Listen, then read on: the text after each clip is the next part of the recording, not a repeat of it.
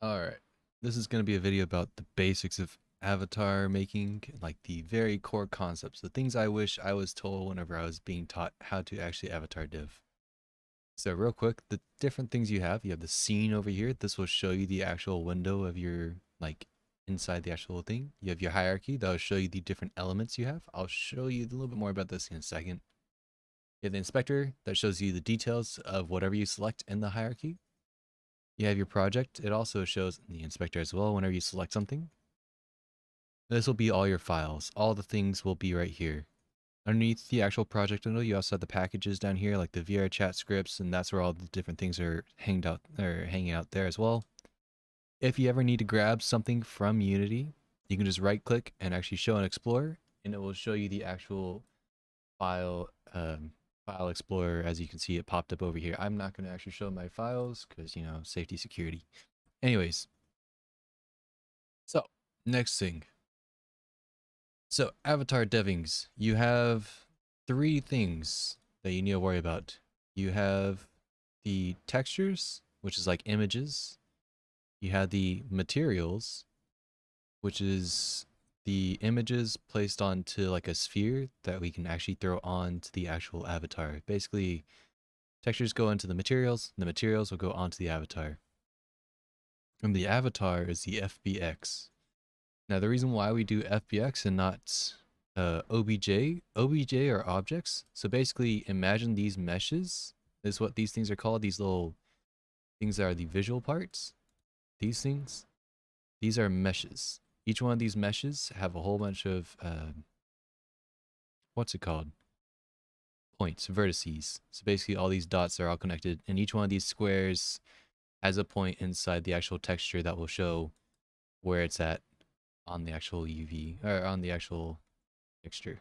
Anyways, the important part to take away from this is that there's meshes. So whenever you do an object file, it'll just have the meshes without the armature. Now, what is the armature? The armature is these bones points. These points right here, each one of these, once you move these around, it will move the rest of the meshes around with it. As you keep on going down and stuff, it'll keep on moving the rest as well. Some of them may have multiple points where it combines with the meshes, but you don't really need to worry about that too much. For now, just know that there's the armature, and then, or the bones, and then there is the meshes. Cool. All right. Now, hierarchy-wise. So let's say you just imported your prefab or base avatar into Unity. You're probably going to notice, hey, there is either an FBX or maybe a scene. So let's talk about scenes real quick.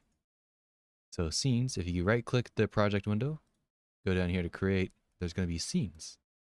Each one of these scenes can be a pre-made area that has all the objects or game assets. So that means the materials, FBX, and all these other things already ready to go. Particles and stuff as well. So let's say example, right? So now if I double click on this, it will just bring up an example scene. And so from here, I can throw my FBXs in here. I can throw my objects in here. I can throw whatever else I have in here right inside here. Now let's talk about materials. So materials, if you right click, you can create materials. These things are materials. You can name it whatever you want, right? These things will contain different things. Albedo is your color. What is the actual color? So sometimes just an image texture. You can click and drag those image textures onto here. Metallic is the metal layer. So it'll make things shiny. It'll look like a metal look type of style, right? Smoothness and roughness is basically the opposite of each other. So smoothness is 0, is not going to be smooth at all. Once you turn smoothness up all the way, it'll be shiny, it'll be really smooth. It'll give that smooth effect to it. Normally, if you want to throw them on, you either keep them on, I usually recommend to throw them at 0.5 because Unity goes insane with them. Or honestly, just throw the actual metallic layer in there and then everything else. Normal maps, We'll get into that a little bit more later. Same thing with the height, occlusion, and all these other maps as well. Emissions are basically just the color maps. These things are going to be layered on over the texture map. These things will actually be the parts that glow inside the game. So if you want anything to glow in here, this is where you make that glowing part. And you can scale the intensity and stuff as well through here as well. Cool. Alrighty. And then one last thing I'm going to talk about with the materials is, or sorry, two more things actually. So I highly recommend to use Autodesk Interactive. It's really good. It looks really nice. I love the look of it. You can see now it's on roughness, not smoothness. So if I turn it down to 1, turn it up to 1, it's now basically the same thing as doing smooth at 0. Anyways, so a couple things real quick. The second last thing, basically, this is the last one. With materials, there is 4 different types of materials rendering maps you need to worry about.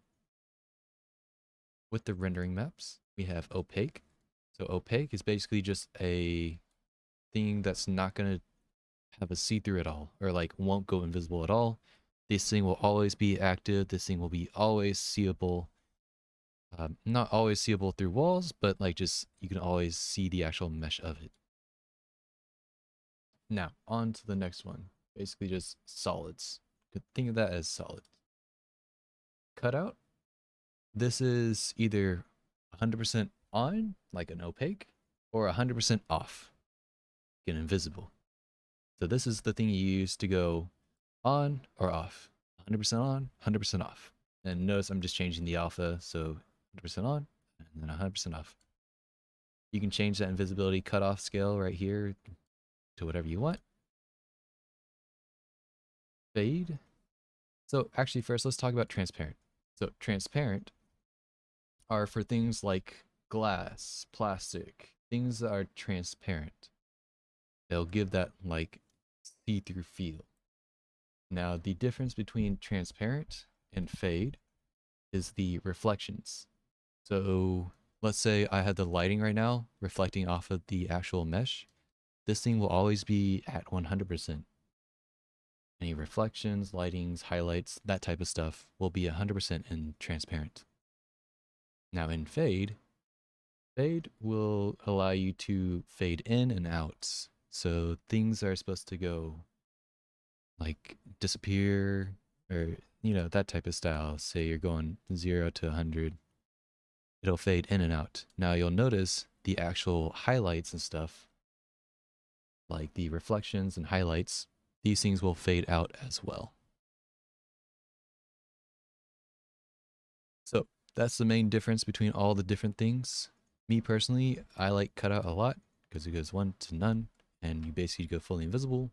But if you are doing special effects like glasses or any type of that, you can do transparent or fade, just depending on what you need.